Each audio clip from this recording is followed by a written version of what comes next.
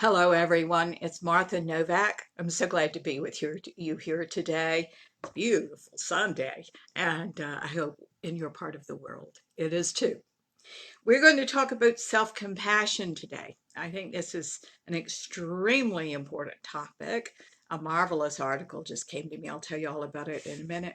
For right now, let's do a prayer to center me and get us all on the same page, and then we go. This is a live show today, so our number, if you want to talk to me, is 347-850-1647. All right, here we go. Dear God, who is all there is, you who are all we are, and all everything is in this world, we thank you so much for our listeners, for the information, for the show, for you, for all of it, because it's all you. We open ourselves now to the you that is us, beyond the ego child's mind, which is also you, and uh, and we dedicate ourselves to our growth and our change and the opportunities that are inherent in those things in your energy. We thank you so much for all of this. We now say we know nothing, for it is you through us and through all things that know it all. Show us, tell us, have us know what you would have us do. And so it is. Amen. Hello, Kat. Good to hear from you this morning. I love hearing from my listeners. I really do. So thank you so much for calling in and for writing in. For those of you that are listening on the radio, on Blog Talk Radio, I am often acknowledging people that are making their appearance or writing me on Facebook Live. This show is broadcast over Blog Talk Radio and also Facebook Live, and all the shows then go to YouTube. All the shows where the technology holds. sometimes we're off the air in 5 minutes. We can't do anything about that. We have so learned until the technology improves in this rather remote part of the world where we are. That said, you can go to my website, MarthaNovak.com. I used to be a Burgess. I am now Novak, Novak.com. And you can go onto radio shows. And if we lose one feed, you usually can toggle back and forth between the Blog Talk Radio button and the Facebook Live button so you don't miss anything. Okay. So, my darling cousin Randy sent me an article last Sunday on self-compassion. This is an article by PhD Dr. Noah Kageyama. And I love things when you all send me things like this because first of all, you all don't send me anything that I can't use. They're always really good articles. And this one was. So we're going to talk about some of the points that Dr. Kageyama brings up. And of course, we're going to talk about them relative to consciousness itself, because my job is not psychology. My job is consciousness. So I love to use some of these articles, but then I'd like to take it a little further from the perspective of consciousness. We just do different things, that's all. By the way, I have a note about Randy. Randy, I hope you're listening. I don't know whether you are, but Randy and I never knew we were cousins. This is what's so interesting. We went to high school together. We grew up together, and we always loved each other, right? And we always had an affinity because we were both, artistic people, or it was budding in me. He developed his early. And we never knew we were cousins until we got on Ancestry.com, and all of a sudden we're related. We're third cousins. Isn't that the funniest thing? Anyway, he sent this article that we are launching off from. Thank you very much, Randy, my dear. I want to start with talking about a few things that happened to me. I remember quaking at piano recitals. I was never an adept pianist. By the way, unlike Randy, who is a concert pianist, he's just brilliant. And I hated being in front of people when I knew I didn't do something well. I was a singer and an actress. That's what I started out doing, and I think I'm better at those things. But piano playing, I was never very good at. It was not that physical. Look at my hands; they're really tiny. They don't spread. I'm not a good pianist. All this was exacerbated by an incident that happened to me when I was maybe 9 years old, maybe younger. Mother and dad um, started me off with piano playing. First of all, God bless him. I had a perfectly dreadful teacher for a kid. He didn't like kids very much. And I never practiced, and he didn't like that. And, that was kind of ended my career right there. But the other thing was that my uncle was a concert pianist, Uncle Bill. And not only was he a concert pianist, he was also an MD. He was a very, very fine doctor. And he was a perfectionist to the extreme and a narcissist. I could go on with him. I loved him very much. He was a brilliant man and one of those kind of people where you just go, oh my God, what a light. Who is that person that just walked in the room? And that's the way he was when I was this age. So in my family, you performed. If you had a talent, by God, you performed. So unfortunately, he got me up to perform piano. And this was a rather critical group too, his cronies. And so I started out, and I'm not good at it. And he yanked me physically off the stool and said, if you can't play that better, you have no right to play it at all. Devastated me. I still remember the humiliation to this day and how bad that was. Now, from a spiritual perspective, why would there be any regrets?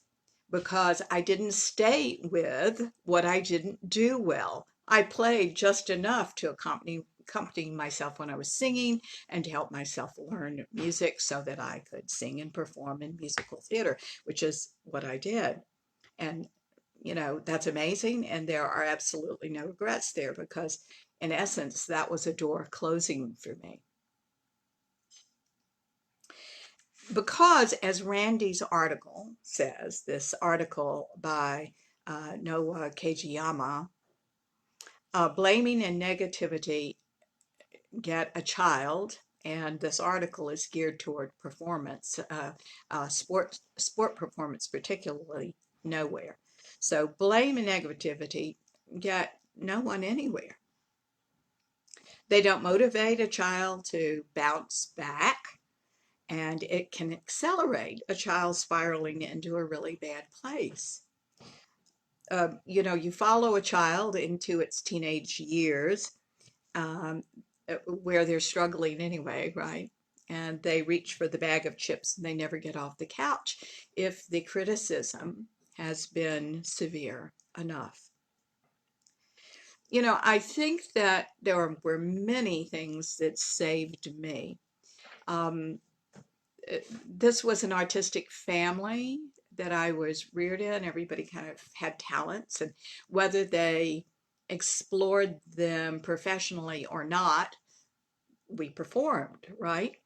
Um, there was a natural, if I can't do the piano, there was a natural, well, what can she do? And, putting me into those slots and giving me, quite frankly, a lot of what do I want to say, experiences, I think, that certainly helped me find what I was good at, because they certainly weren't good at the first thing they started me out in. So there's always been, too, a kind of restlessness inside me. I think the restlessness was an undeveloped creativity that I really yearned to use in some way. And it kept me moving and discovering and curious. I'm still curious about things. These things that I just told you are on my mind today as we talk about self-compassion. The subject is starting to get more attention, as Dr. Kageyama points out, but particularly it's getting a lot of attention in sports psychology because it seems to facilitate self-compassion. The qualities and characteristics that are associated with resilience and with a mental toughness. I don't mean meanness or anything, a mental toughness, a resilience, an ability to stay in there and do what you do and keep going. Far beyond persistence. I don't think persistence is necessarily a great word. The reason that I don't is that there are some things we should not persist in, like my piano playing. I shouldn't have done that. Had I continued to try because I wanted to please my uncle, I just never would have been very good. Okay. From the perspective of consciousness, what we are talking about is worthwhile. Self-compassion only belongs, for example, in the peak performance arena, this energetic arena of your excellence. And it can be applied to anything. I find it interesting because many of you know I've been a corporate coach, and it's been hard for my corporate associates before they start working with me to understand that I can coach a roofing company one day and an architectural firm the next day and go on to be a jury consultant for several days after that, and then coach actors for an audition. But you see, it's all the energetic system. It's the working of a peak performance state in your body that you can get to. I do want to say, if you want to know more about that, because that's not what the show is about. However, I can teach it to you because I've made a series of videotapes called the IT series. IT, the IT series. It's not about IT. It is about having it, because agents have and managers for years have been telling me, send me somebody with it. Well, what it is what we're talking about right now. It is how to be in this peak performance state, how to be there, how to be the only person in the room by eclipsing every other energy that doesn't know what to do with your energy. So I think it's a very, very important series to listen to and to take some of those lessons and start working on. Okay. By using your energy correctly, you reach peak performance states where self-compassion, real self-compassion, not artificial self-compassion or narcissism, exists.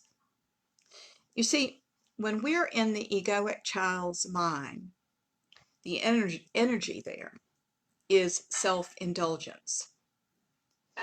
But if you have learned, if you've listened to me before, you've learned in our experience that there's something called the threshold exercise. Now, I'm going to ask you to have some paper in front of you right now, because you may want to write this down, because it is a good way of looking at what we're about to talk about.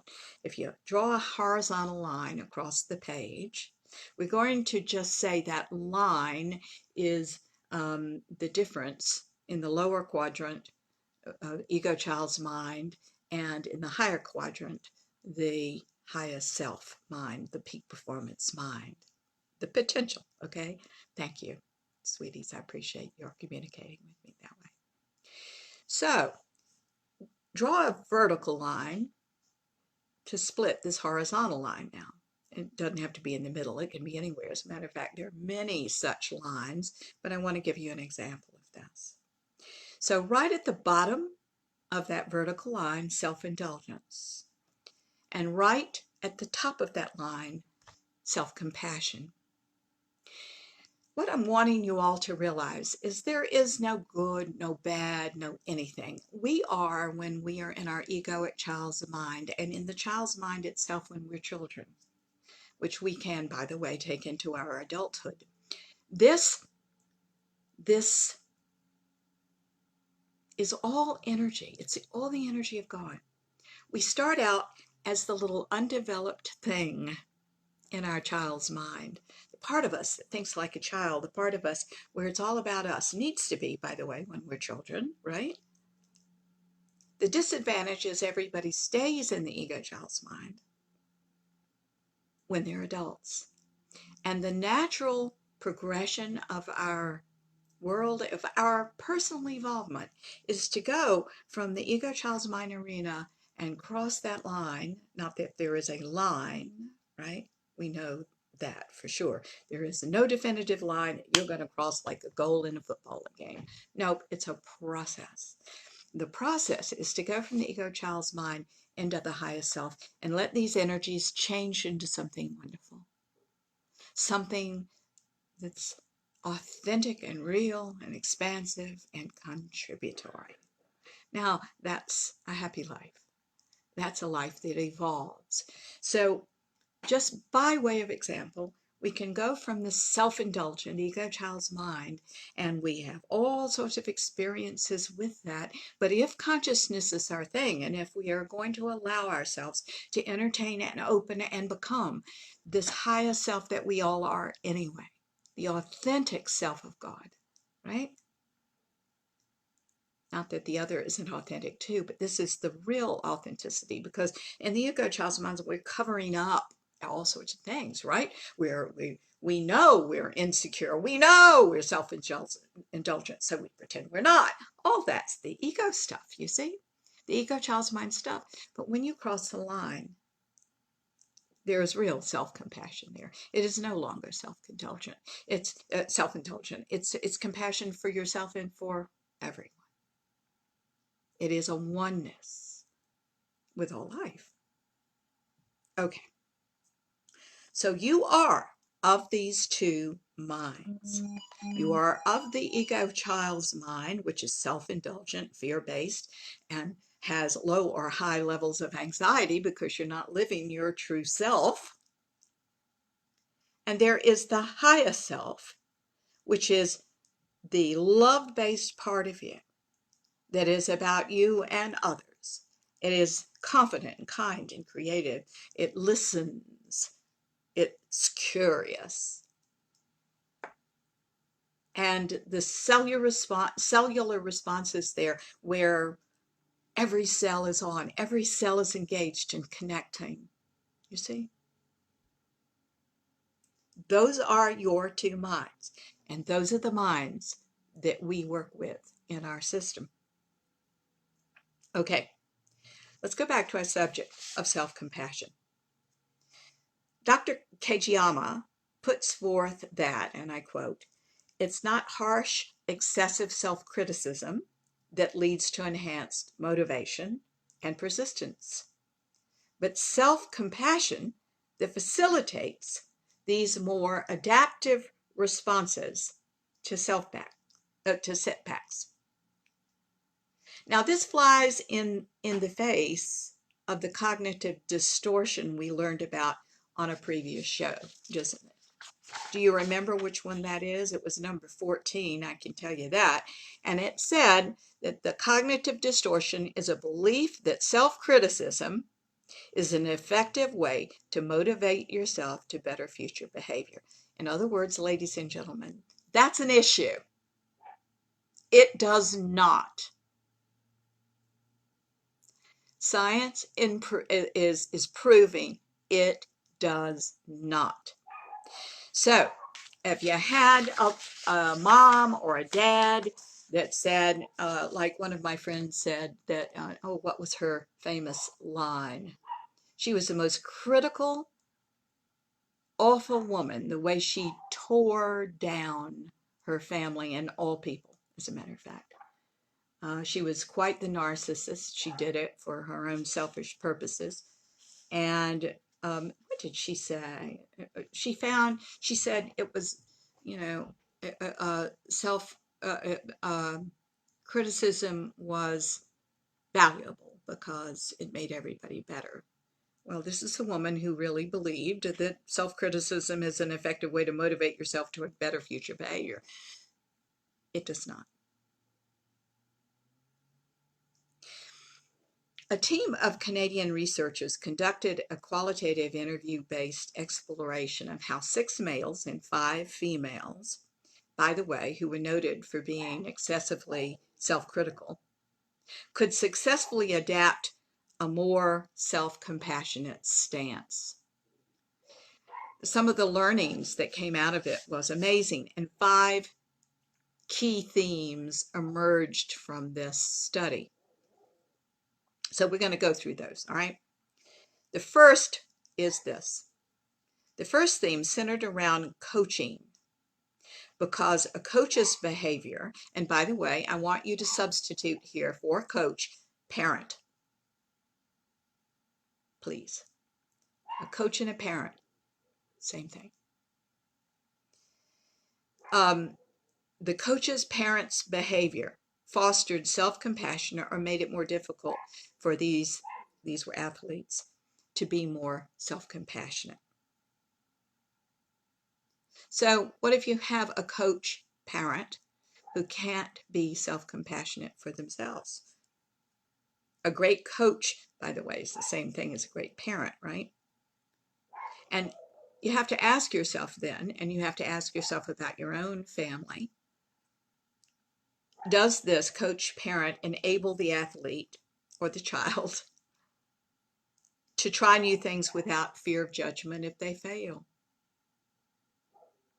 When a coach or parent is excessively negative and critical, this leads the person to internalize this kind of thinking and become more self-critical and prone to rumination. Rumination being that your thoughts go over and over and over and over again on the negative, on the problem, on your failure. I've said this in other shows before, but I want to bring it up here again. Remember the pathological line that we cross. And that pathological line is there to say what we do is who we are. That's the pathology here. What we do becomes who we are. I'm going to give you an example. So you've lost a game, and let's say you had you were up to the bat last, and it was a very close game, and you struck out. It was all up to you to make those points to win the game. You struck out. So you fail in one game. Okay.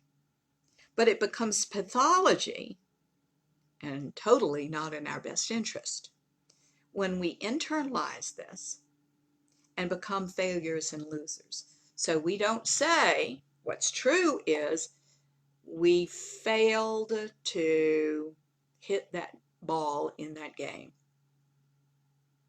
That's true, right? But the pathology, the tragedy becomes, I failed, I'm a loser, therefore I'll always be. I'll always be. All right, so that's where we go. That's where all human beings go with these things. When our thinking isn't corrected by a really good parent, and I'm going to tell you right now, you can be the best parent in the world and you're not seeing all of that. You can't see it. It's the child's journey to go from the ego child's mind to, and what is not true, to what is true and beyond. Athletes and children appreciate the strength of a relationship too, because they like it when they can communicate effectively with their coach or parent and receive open and honest feedback. I think we have to be careful of saying, babe, it's just great, there's no problem, you know, the fact is we've really got to listen. There are parents, by the way, coaches too, that are so afraid of emotion and meltdowns that they try to control the other person instead of listening to them. Guys, we all need to listen. As a coach, in the emotional arena, I've got to tell you, when you come to me, I listen, but I can't let you stay there. That's all. We got to go on from there, but we have to acknowledge how you're feeling. Okay. We all have to acknowledge what we're saying to ourselves after a subpar performance. We all have them. I do too. But you don't make a negative pronouncement on your character or on your life from an incident or even a series of incidents. I've had a series of failures in my time with this or that. I've lost here and there. Okay. It's just an incident. And in the incidents of our lives, we are all subpar and we all fail from time to time, just the way it is. Number 2, we're still talking about themes here. By the way, I read an article on mistakes. This was about a year ago, so I can't even tell you the article. But it said for every 10 things you do, the average number of mistakes in those 10 things are about 4. So you can expect mistakes. But is it a real mistake if you learn from it and apply it to the next time you do something? I don't think so. All right. Number 2, teammates, and let's substitute friends and siblings here as well, are also important influences in the process of becoming more self-compassionate. Athletes, children, find it easier to accept their own struggles and imperfections when they see their teammates, friends, and siblings struggling with the same things. One of the main cognitive distortions, though, that I see in people who never had privy to this in their lives is that they believe that everyone else has it so much better than they do, whatever it is. I think it's very important to be around people that you have something in common with, that are honest about their struggles. And of course, this has a lot to do with how healthy the home environment is, how you can talk about emotional things or not. Now, just because you weren't allowed to do that doesn't mean you can't do it now. In consciousness, we're all the parents to ourselves, right? We just want to make sure that we're not the same parents we had before. And we are until we're not. Okay. Competition in the environment, and I have seen a lot of people whose mother and father set them up to compete with each other. Competition in an environment like this leads to drama and social comparisons. Somebody is better or worse than you. It's the beginning of narcissism, and this isn't conducive to cultivating self-compassion, is it?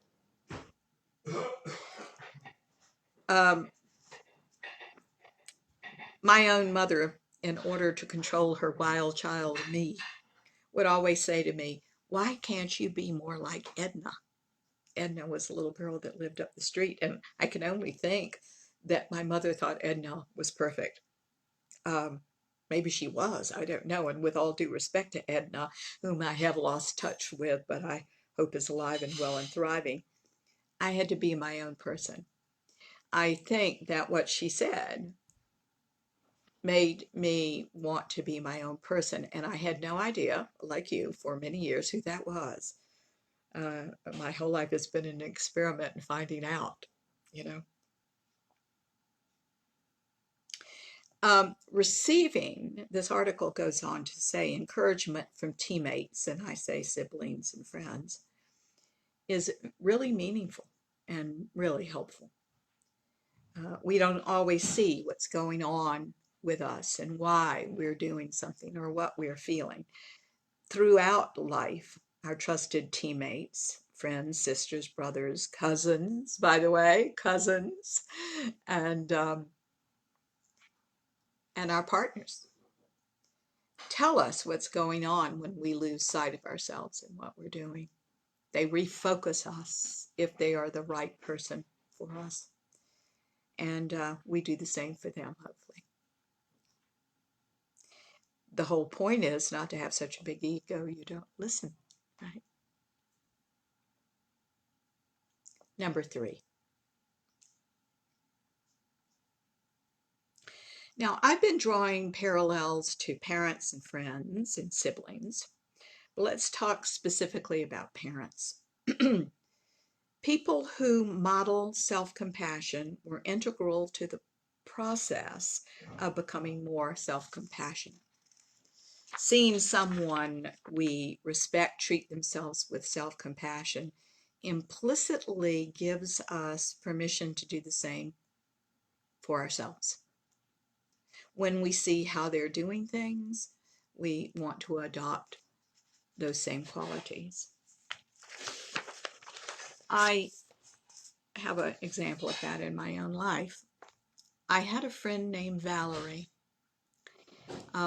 She was very special. As I was in the theater and directing and acting, Valerie was behind the scenes making sets and helping with the costumes, and she was one of the most creative human beings I ever knew.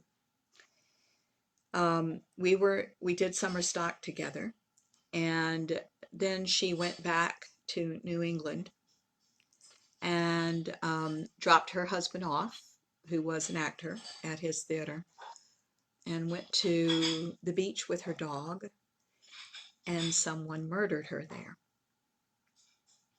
He was caught, by the way. Apparently he struck the dog because the dog was real friendly. He struck the dog. She objected. He went back to the car and got a shotgun and came to the beach and killed her. There wasn't anybody else on the beach. Now,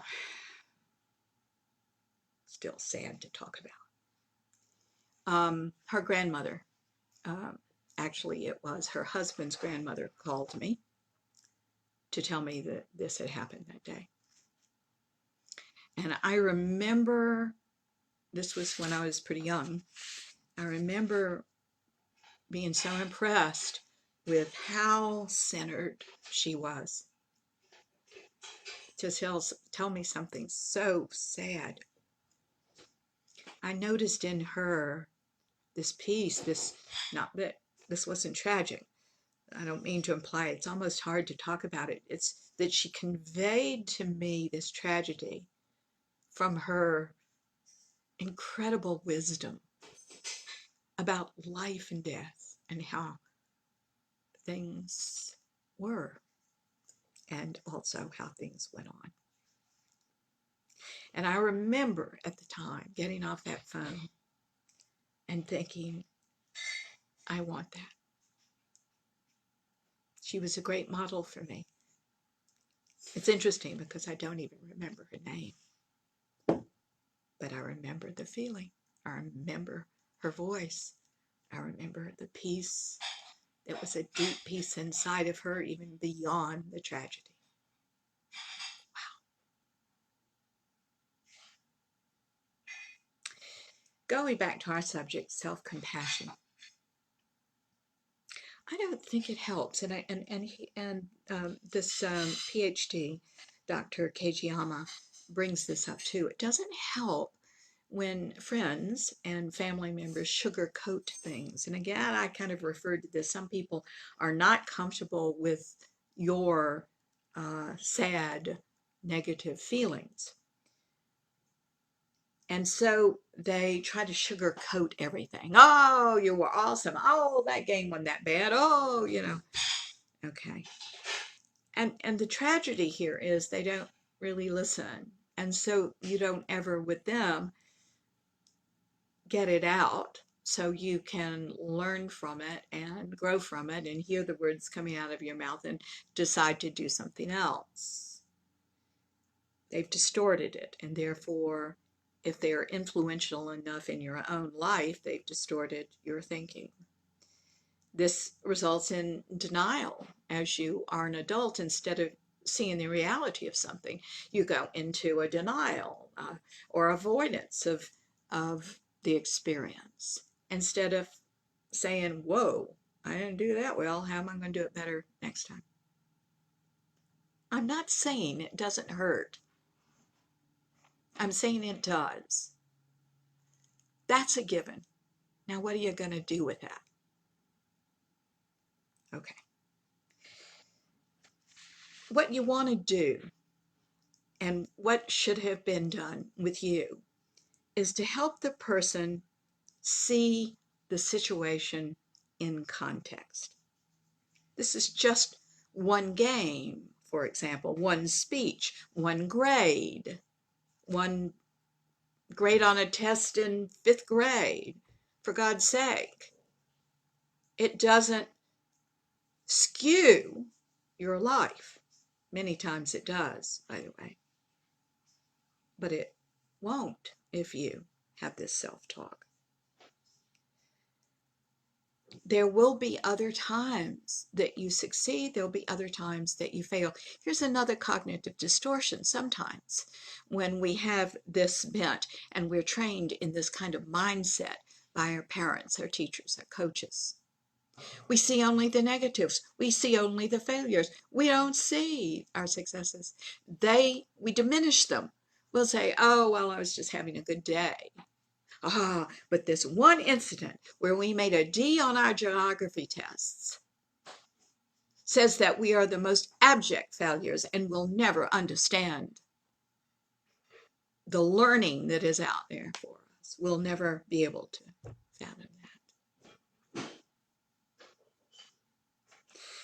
I say, what are you going to do with it? Your reaction to it is critical. You know, what are you going to learn from this instant that you can take forward and apply to another instance? So you can learn something else there, succeeding or failing. Now we're talking about something that can help instead of pull yourself down. These things and those wonderful remarks about how I love you in every single circumstance, whether you succeed or fail, has absolutely no bearing to how much I love you. Is really what you want to say to people and what you want to say to yourself. Now, that said, number 4, what you say to yourself is probably the most important thing of all. We didn't have perfect parents because no one is perfect. And consciousness is about learning to parent ourselves anyway. So no one can do this for us, really, but us. Pride and ego and perfectionism they all lead to an excessively self-critical mindset that isn't productive. There is no best, you know. And in consciousness work, the perfection that there is only lies in the imperfection, because the perfection is God and God's energy and how it all works. And it only lies in you saying, I am imperfect, I don't know, but God does. Let's give it to God. That's how it works. The only perfection lies in our admitting and really understanding our imperfection and relying on the inner source that is indeed stable, abiding, and perfect. We are imperfect as a people. God and the system of God, which is, by the way, energetic, right? That's what we teach here. If you're going to reach peak performance, it's an energy-based system. And the only way we get there is to open our minds and to realize we've got to surrender to something inner, surrender the egoic child's mind that needs to be right, needs to be somebody needs to best another, to look better, to get attention, and other things that it does. The list is endless for all of us. Point is not to stay there,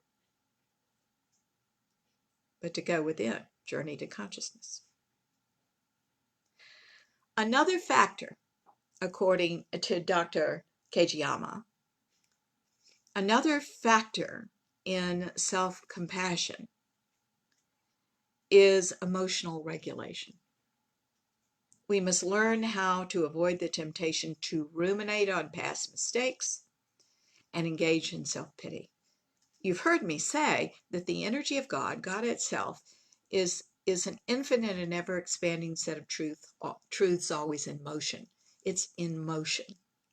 So we know when we want to shut the blinds, not answer the phone, sit on the couch and eat potato chips, engage in self-pity, don't move, don't learn, we're going to be more anxious and more self-critical, and it's going to exacerbate the problem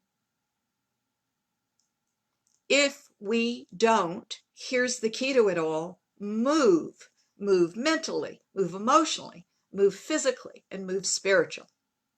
We must learn something from the situation. That's the best movement of all. Learning something and applying it to the next thing.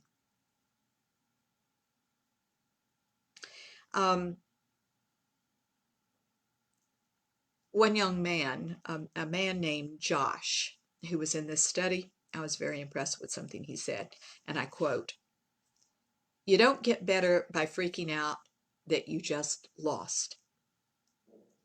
And it doesn't influence anything in the future if you don't let it."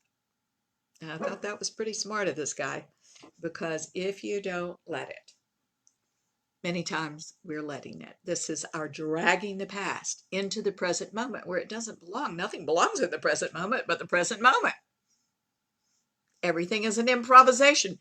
Everything is fresh and new. The past doesn't dictate the future. And by the way, this is another cognitive distortion that we talked about. Many people think it does. It does not. Part of emotional stability is knowing what you feel, being able to call it by name, being able to call all of your emotions by name, because adults tend to feel everything all at once. You know, this is the interesting thing about children. Children are designed to feel everything sequentially. They feel this, and they feel this. This is the way the ego child's mind does. But an adult's mind, if it has moved with the times and is not in the ego child's mind, can process everything all at once. That's one of the advantages of this very conscious and aware peak performance state. So, guys, in my practice, I see a lot of people who cannot call emotion by name, who have no idea what they're feeling. And so I always say, and you've heard me say this before, go to the internet and find the longest emotion sheet you can. Now, we will fully acknowledge that every single emotion in the world falls under these two minds, the fear-based mind or the love-based mind. Yes, that is true. Now, let's find 400 things we feel and look at those sheets and being able to say, well, there is that word and there's that word. I feel these things right now and I'm feeling this. And it's interesting because when we are, if you are not emotionally aware, you're only aware of emotion when it's extreme, right? When you get angry at something or when you're sad or something. Here's the thing. Emotion is under every single thought, every single thing you say and do, and every action you take. There is an emotional base. Actors know this. Not actors, and not all actors do this and acknowledge this because they're not in touch with themselves. But when an actor is really authentically coming from that place and bringing this up inside, Every single thing has an emotional moment underneath. And this is true of life as well. So I'm particularly interested in that sheet and your playing with that sheet when you're relaxed, when you're not doing anything, when you're just sitting there watching television, or you're about to go to the cat box, or change the cat box, so you're fixing yourself a cup of coffee. Look at that sheet. Start calling some things by name. Well, I'm feeling mildly this. I'm a little more of this. Oh, I see, looking at the sheet, that I haven't let go of what happened this morning, and these are my feelings about that. This is how to increase your emotional intelligence. And that's the first step. We have to be able to call things by name. The second part of dealing with emotions well is being able to express these things in a healthy and wholesome way for ourselves and others.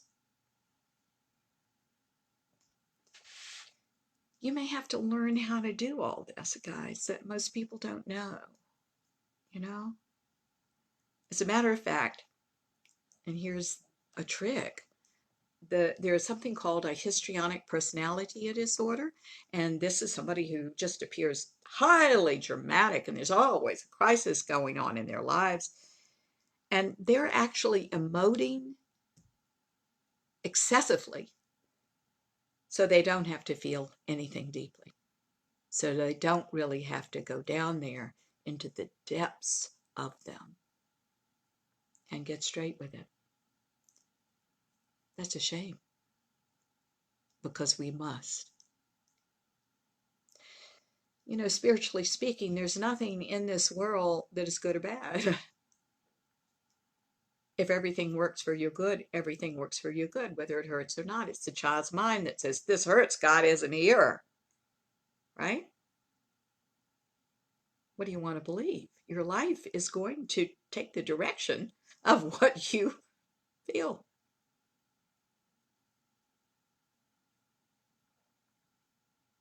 I always say, if it's not what you want, you hadn't got to the end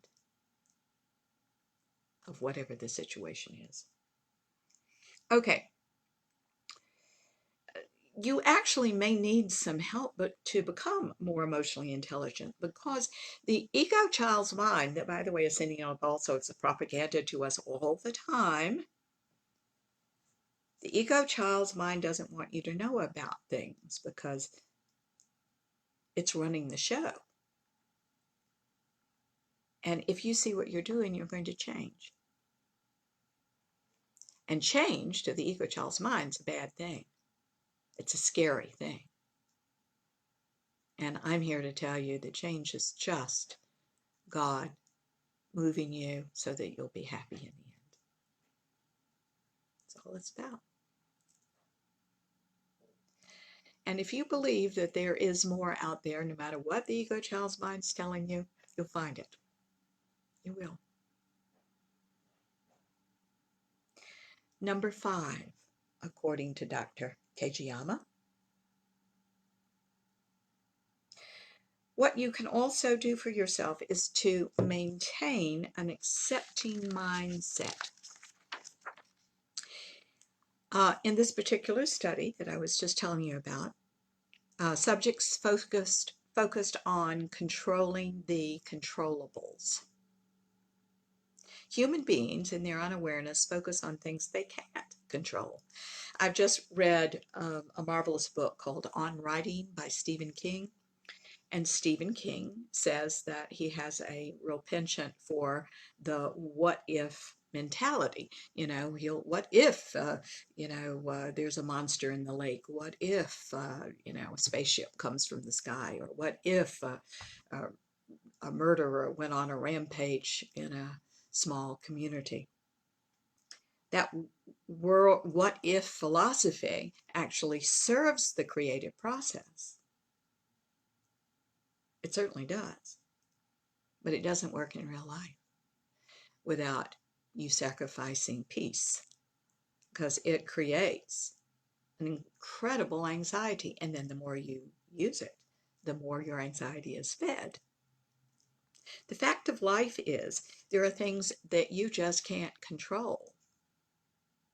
You're not supposed to control these things, and you never will control these things.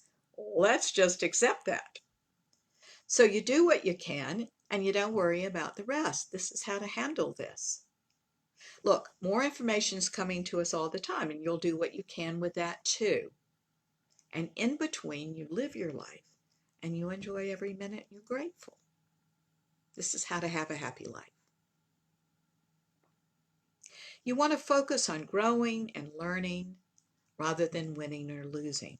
And of course, the ECM mindset, the ego child's mind mindset, that's often an abbreviation for it, is going to tell you it's all about winning and losing. It's not. It's about learning and growing. So I would shift that perspective to begin with. Very important one. Another thing, remind yourself, and do it constantly if you need to, that you are much more than your performance. When someone comes to me and they've had some sort of disappointment or failure or something, I often say, "Is that all you are?" And they'll say, they look shocked, by the way, every one of them.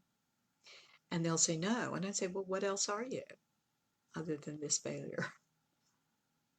And it takes some doing, but they say, "Well, I have a good heart. I love the people I love. I love and give to animals." Most everybody I know is an animal lover. I mean well. I have certain talents. I have certain knowledge. I'm being able to see more and more of a global picture and my highest self. I know that God is there, and the list goes on, right? So why are we just focusing on the failure? I think it's really interesting. I did this exercise years ago with a friend in the room. In the office I was in, I have a giraffe. It's a great giraffe. I found it at a yard sale. I like it very much. And I asked her to just focus on the giraffe. Nothing else exists in the room. Nothing. Now, I love my office. Somebody else might not like my office, but I love it because it's got a lot of things to look at, right? And I said, only focus on the giraffes and nothing else. And now open your mind, and I want you to look around the room and see and list all the things in the room that you're also seeing that you like, which she did. And my point to this exercise was, if you only see the giraffe, you're missing the context. You're not seeing how it fits into a whole. And it does fit into a whole. Every moment fits into a whole. The whole of your life, you're weaving a tapestry. But if you only focus on the red threads, that's all you're going to see, and you're missing all the color. And in that, the joy and the successes and failures and the richness that life really is. So we don't want to just focus on the negative and only see that. Again, we're back to focus on learning and growing. And then there's more, always more. If we define ourselves by our successes, we'll also have to define ourselves by our failures. You are valuable as a person. It has to do with who you are, not what you do. And I think in our spiritual growth, we all have to learn that at one point or another. We're valuable because of who we are, no matter who we are. Not what we do or what we've done or the promise of what we'll do in the future, that many of us who are caught in this mindset never do, because it's a fantasy, and fantasy is its own reward. You don't have to act and do and be in the world. You don't have to participate. You can keep yourself back and just have it go on in your head. That's not ideal.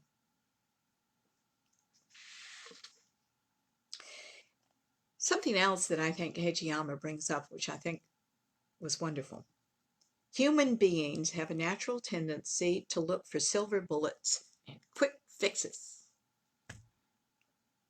So the biggest challenge with self-compassion, aside from giving ourselves permission to have it, is cultivating the little habits that individually don't seem like a big deal but are.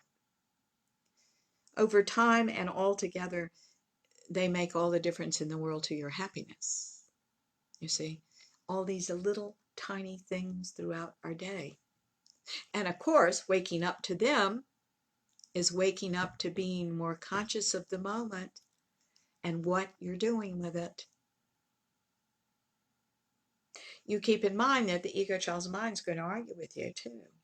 If you're still caught in that lower quadrant, going back to the threshold exercise that we talked about earlier, if you're still caught in that, you're going to say that having any kind of self-compassion is doing nothing, and is doing nothing but thinking about yourself, and it's selfish. And if you're caught in that and trying to keep yourself back from that, you're never going to cross that line and let it become something else. I say go on and be selfish. If that's what you think it is, cross that line. Go on. Go on and let these things shift and change, because it's an enormous deception by the ego child's mind that says, oh no, you don't want to do that because your mother called you selfish and you don't want to be that. And the fact that you are in that is selfish. The fact that you are not moving is, but it's part of a big system that you're not participating in. And your life is going to be enormously more joyous if you'll participate in it. But to do that, you've got to do what we're talking about right now. You got to jump in there and participate and take some risks on new things, because what you want is not in the ego system. It's outside the ego child's mind. So let's go there. Okay. So another point that Kejiyama makes, which I think is wonderful, is self-compassion is not about giving yourself a pass, but being more patient and understanding of yourself. So that, in the words of Winston Churchill, he quoted him. He said he thinks it's Winston Churchill. Who knows what you read on the internet these days and whether it really is true. But Winston Churchill was supposed to have said, and it sounds like him, from failure to failure with no loss of enthusiasm. I do like that. It does sound like him. So from failure to failure with no loss of enthusiasm. I like that. And as Dr. Kejiyama brings up, complacency is one of our barriers to self-compassion. I've noticed for years that when people start doing consciousness work, they feel so much better at a certain point that they want to stop there. Want to hold right there. And there's a certain complacency in that. And I say, don't you stop. Don't you stop. We have to learn to self-embrace and keep going and continue to self-embrace. We have to self-accept, warts and all. Warts and all. I am a nice person, and I'm also the most petty person in the world. I am smart, and I'm also dumb. I'm all of it. Now, here's what that means to you in consciousness. We've got to surrender and be it all. Now, that's an easy thing to say. Well, I'll surrender and be it all. Sure. Oh, you will not accept your fact that you're a weak person. You're not going to accept whatever is secretly in you that scares you to smithereens. I don't know as much as everybody else. There's no book that says you must. Kids, we have to self-accept on the deepest levels of our being and not be afraid of everything, because we are everything. And here's what I was about to say about consciousness. Only in the acceptance and not running away and not denying things that we are, only by self-accepting all of it, do we have the energy of God at our disposal to create the lives we want. This is where clear choices come, and having energy comes, and being able to direct your energy and apply it to what you want. You got to have the whole thing. We start out in the ego child's mind, the undeveloped whole, but consciousness gives you the developed whole, and that's where all of you all are going, and you've got to have it, and the key is through self-acceptance, warts and all. Okay, we have them. So what?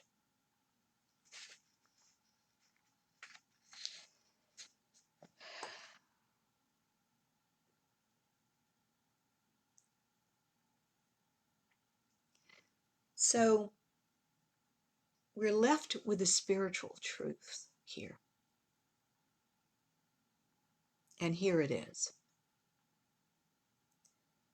Why isn't it all right?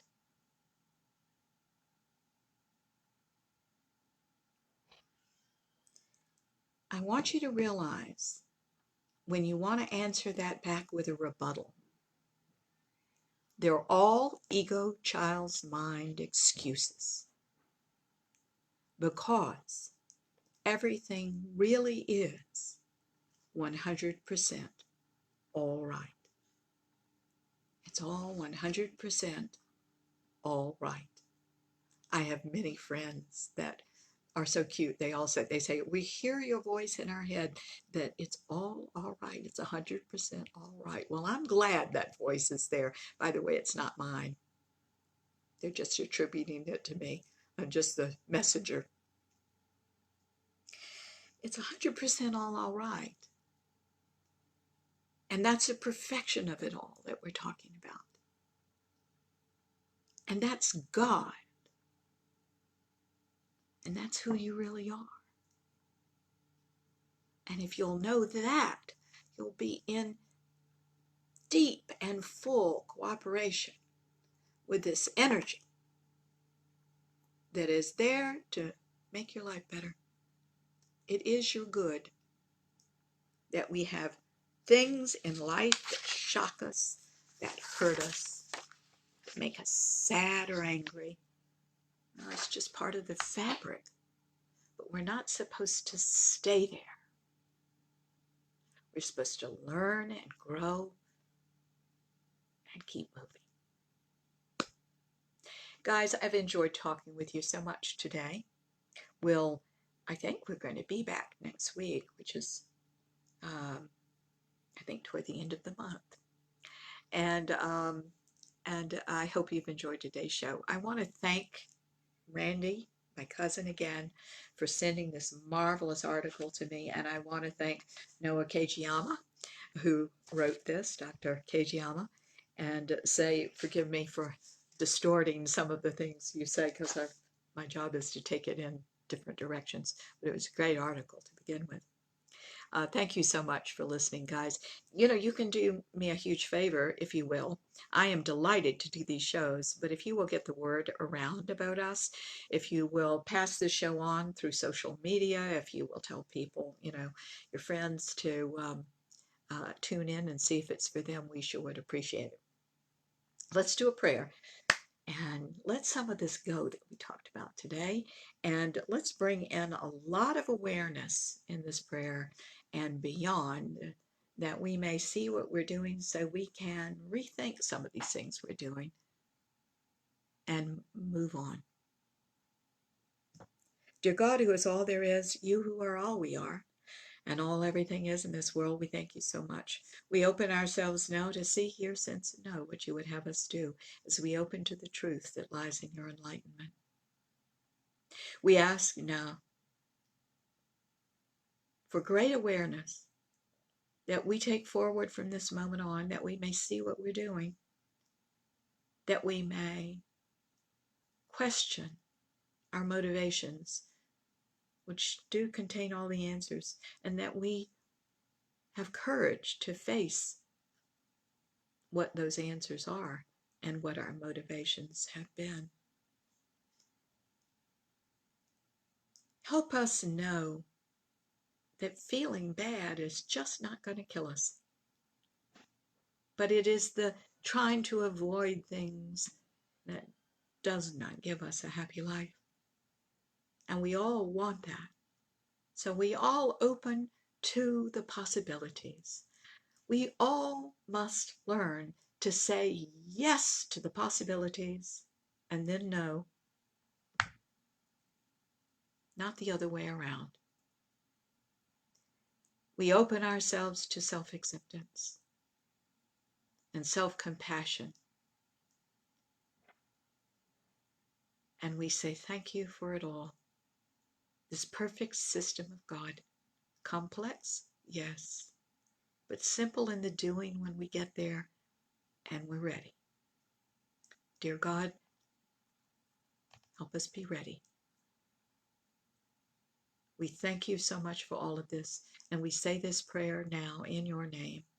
In the name of the Ascended Masters, our love-centered guides and friends, and in the name of everybody listening to the show today, or anytime they listen to it.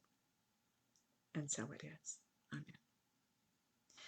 Thank you so much for listening and for liking us and befriending us and sharing us and following us and all those things, the words of the social media network. And guys, have a wonderful week. All right. See you next Sunday. Bye-bye.